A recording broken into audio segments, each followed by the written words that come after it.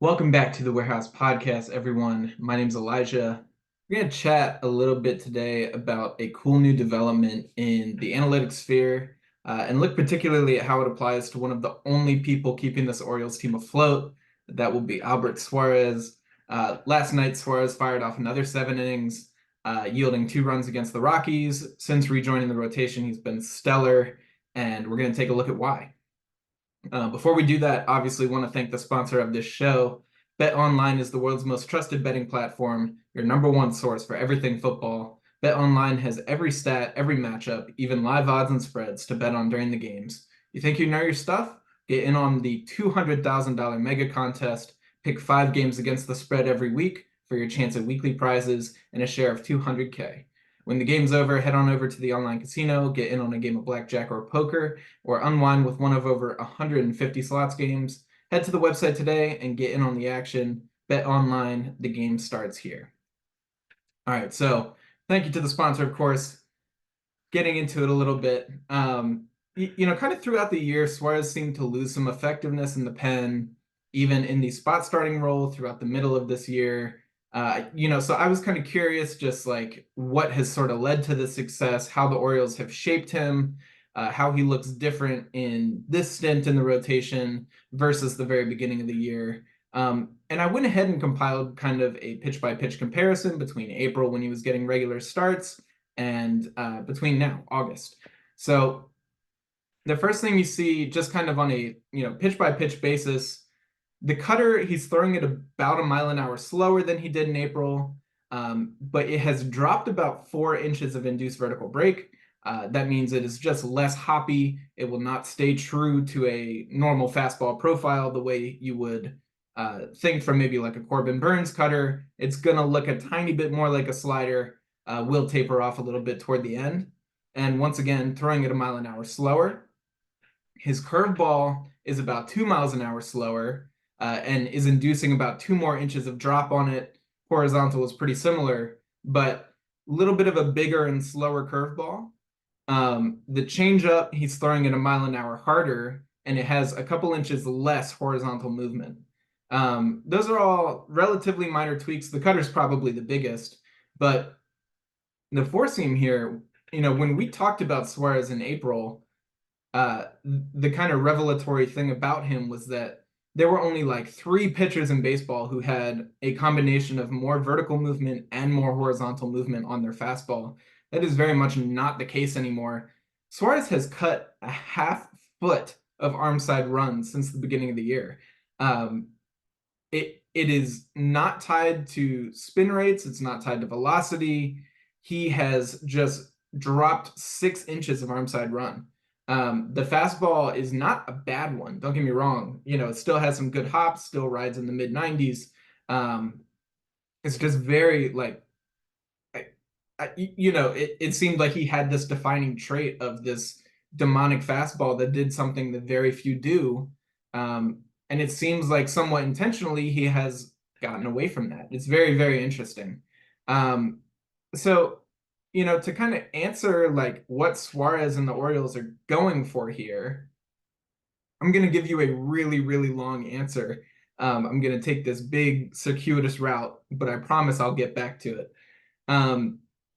So last week in Chicago was the 2024 edition of the Sabermetrics Scouting and the Science of Baseball Conference, oftentimes just referred to as the Saber Conference. But this is where a lot of like truly phenomenal, brilliant analytic minds get together. They talk about, the latest research in baseball. They present to get thoughts from other brilliant people. And at this conference, there was a presentation that could be, particularly helpful in explaining a few concepts here. That was from Jack Lambert and Merrick Ramilo from Driveline. They gave a presentation called Quantifying Arsenal Effects, a New Paradigm in Pitching Models. I obviously did not hear this presentation. You guys haven't heard from me. I was on vacation. I had a great time. But I did hear a podcast about the presentation. Saris discussed it on Rates and Barrels.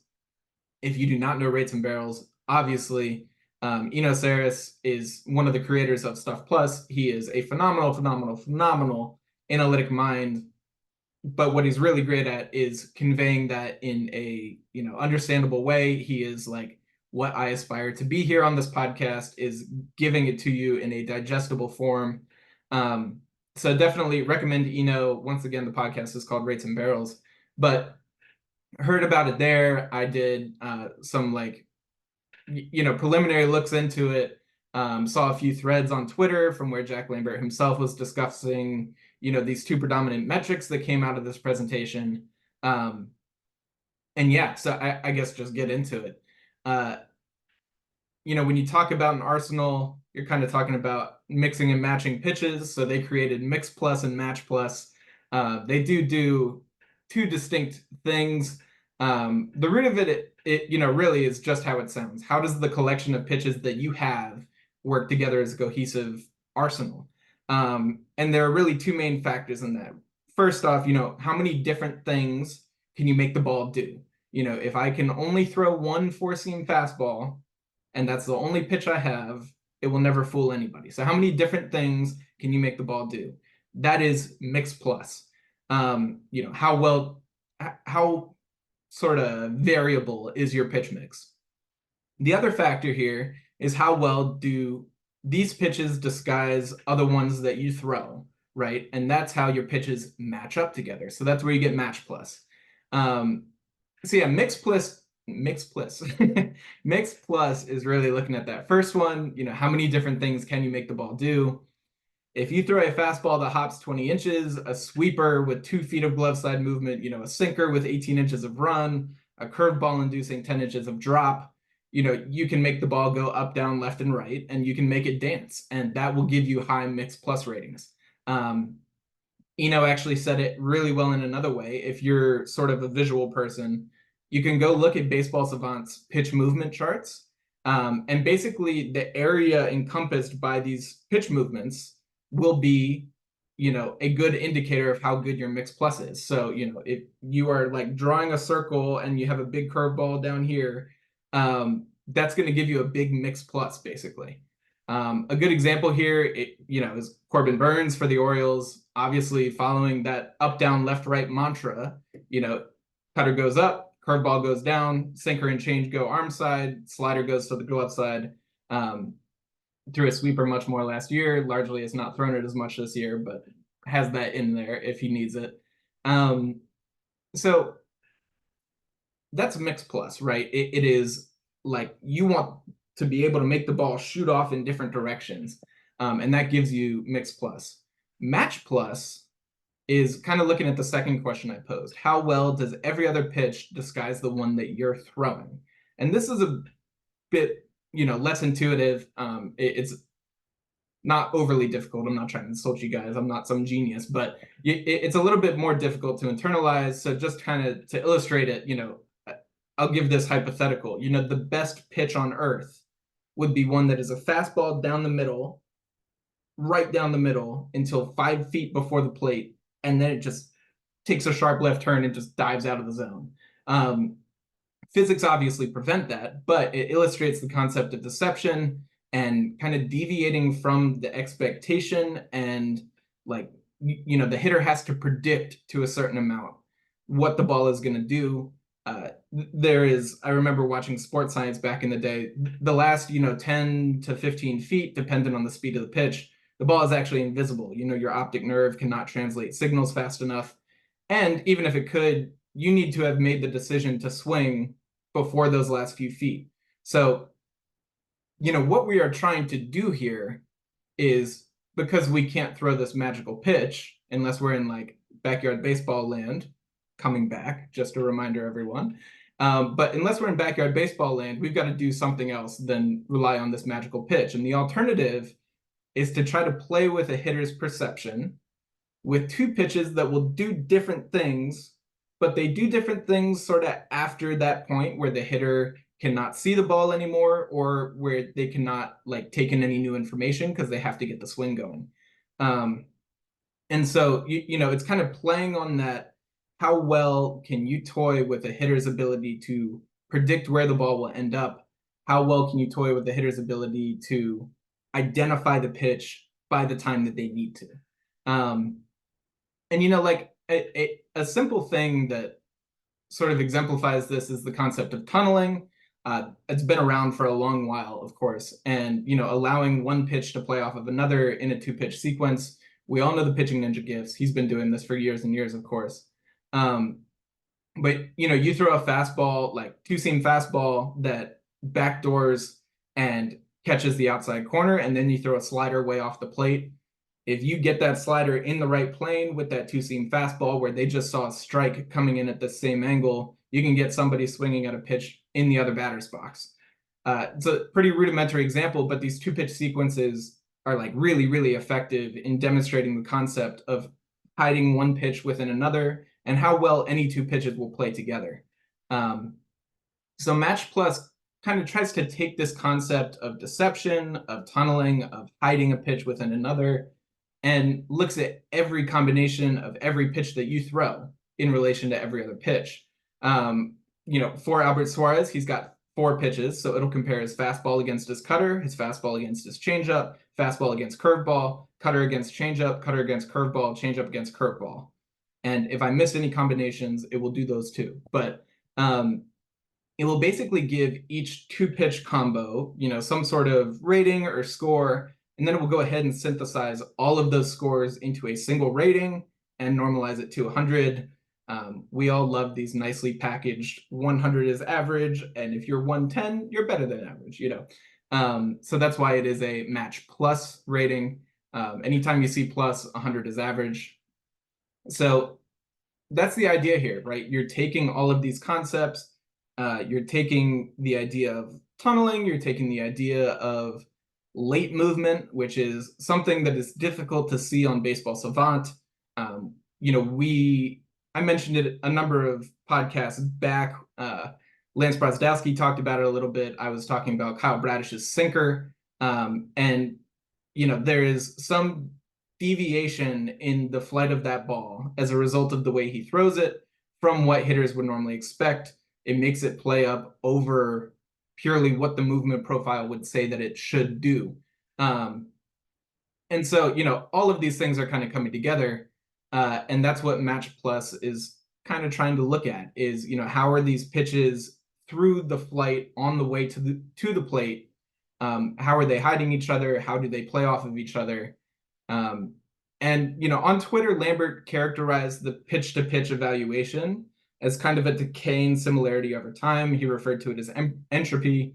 But basically, if your slider 10 feet out of your hand has already moved a foot to the left, there's no physical way that ball gets to the catcher, by the way. But if it has moved a foot to the left from where your fastball would be, that is really great for a hitter. They can see that, and they've got 50 more feet to, see that this thing is going a different direction, and then make an adjustment, not swing, whatever.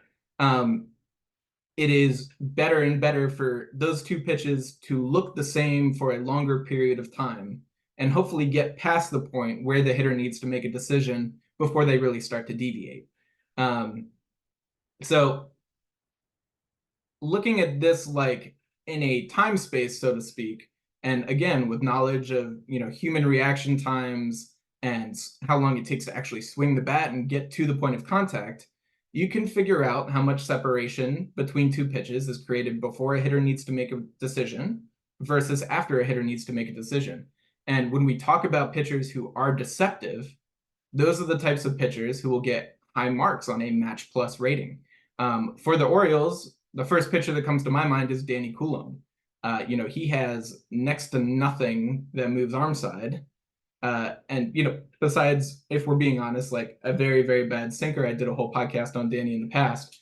2 very bad fastballs, but everything else is glove side movement. It is so deceptive, though, and each pitch looks so similar to the other that it delays decisions by a hitter. They get caught in between, is this the cutter, is this the slider, or is this the slider, is this the curveball? And in, not giving that information to the hitter until later in the process, it inhibits their ability to go ahead and put a good swing on, or even decide what swing they need to put on. So yeah, I guess, let's bring this all back. I promise I didn't forget about Albert Suarez. This podcast has a narrative arc, and he is the protagonist. So let's recap a little bit. Suarez is throwing his fastball with the same velo, about the same hop, uh, pretty similar spin rates, everything, but it has half as much arm side run. His cutter now has less hop, change up a bit less arm side run, and the average velo is within 3/10 of a mile an hour of each other. Really just uh, very, very similar pitch speeds coming out of the hand. Um, and each of those changes, fastball, cutter, and changeup seem to be optimizing for the match plus side, right? We are trying to cluster these pitches together, disguise them a little bit more, and kind of hide them within each other.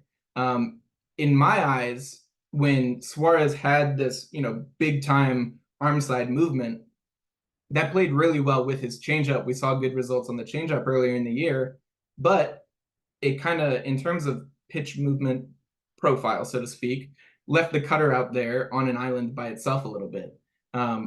Bringing that horizontal movement on the fastball in probably hides the cutter a little bit more. And then they've gone and created a little bit of extra separation with that cutter, slowed it down a tiny bit, a little bit less hop.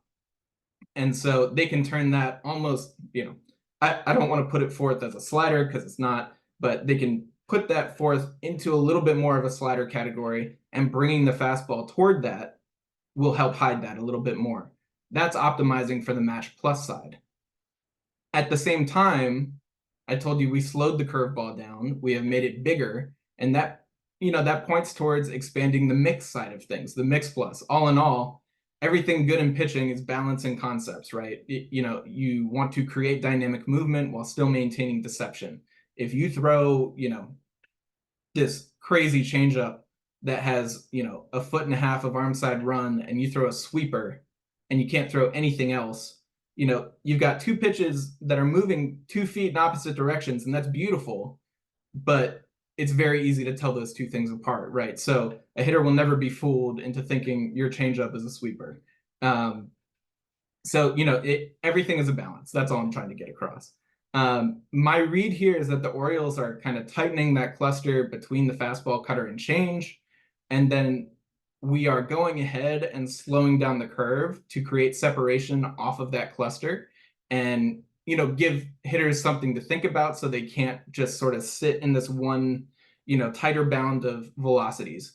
The fastball, cutter, and change are all within 8 to 10 miles an hour of each other on their average pitches. So it's much easier for a hitter to go ahead and say, all right, I'm going to sit on the fastball. If I see it diving one way or another and slowing down just a little bit, I can, maybe even make that adjustment mid-swing.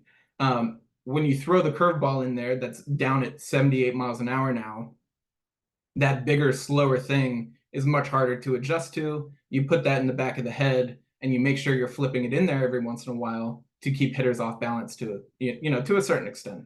So all in all, like, what are we seeing from him? How is this working? And the answer is he just keeps producing in August. He's been phenomenal. And the thing that I noticed is in August, his arsenal has yielded just these crazy balanced results. And I think nothing says it better than the fact that all 4 pitches are yielding 25% whiff rates or greater, which is pretty unique to have 4 pitches up at that range. I'll give you kind of a funny example and then bring it back to the O's. Seth Lugo, who, is leading MLB in innings. I see 10th in ERA.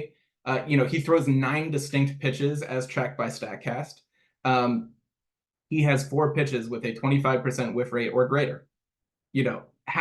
More than half of his pitches. And, he's not necessarily somebody who chases strikeouts, but he certainly racks them up.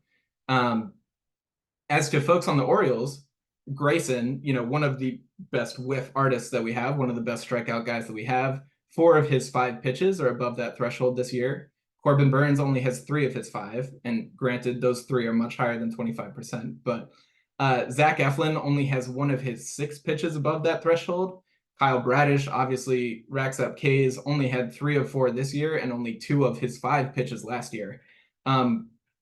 This is all to illustrate that really having your entire arsenal above that threshold is a pretty unique thing. He's got four distinct and distinctly good pitches here.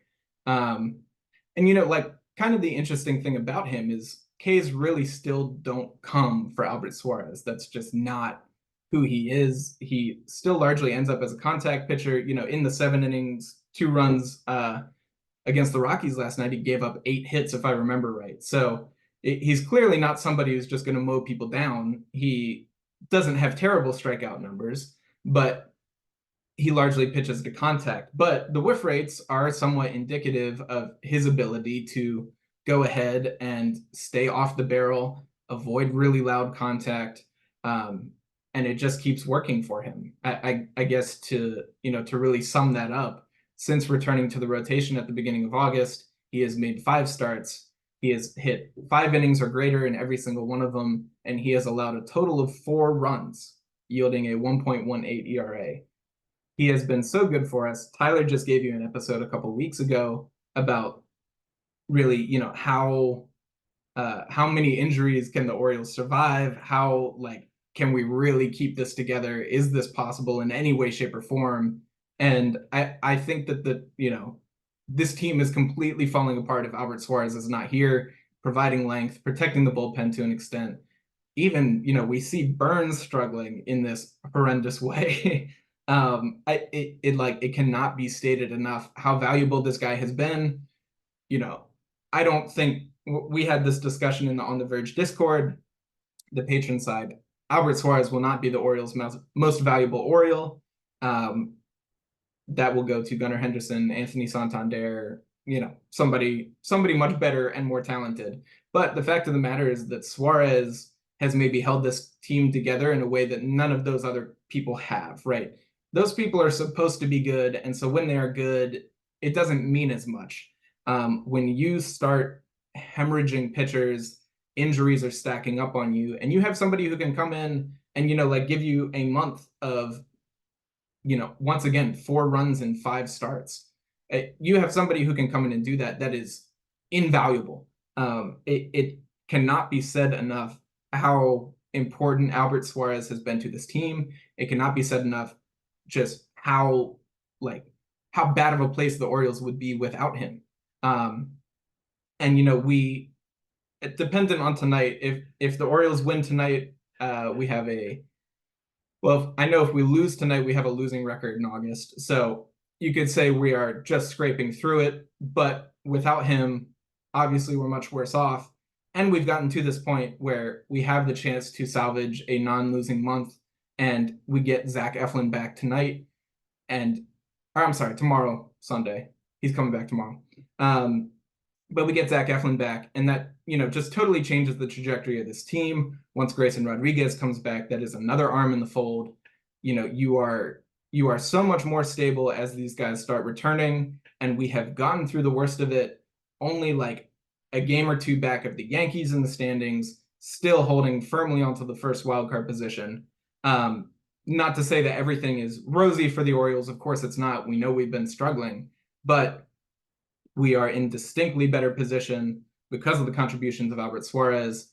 And, I think some of these adjustments that he's made are really contributing to that. So shout out to Albert Suarez. That is all I've got for you guys today. Definitely always appreciate you guys listening. You can subscribe to us, follow us on your preferred podcasting platform or on YouTube if you want to see our ugly mugs. So yeah, any subscriptions, followings, we appreciate. If you could like the videos, like the podcasts, rate us, leave some comments. We definitely appreciate them. They help us reach new viewers. They help us reach new listeners. And we love talking to you guys. That's why we do this. We're definitely not doing this for money. So, it's a time investment. It takes our time. It takes our effort. And there is, it's not about the monetary. We don't get much. We do this for enjoyment. We do this because we like talking to you guys. So yeah, thank you so much for listening. Always really appreciate it. We're always grateful. I'm trying to think if I missed anything else on this outro. Rating? Yeah, I guess, you can hit us up on Twitter, at the Warehouse Pod. You can email us at thewarehousepod@gmail.com. And we always love hearing from you as well. Let us know. Yeah, we'll see how this next month goes. Usually you are turning the corner into September.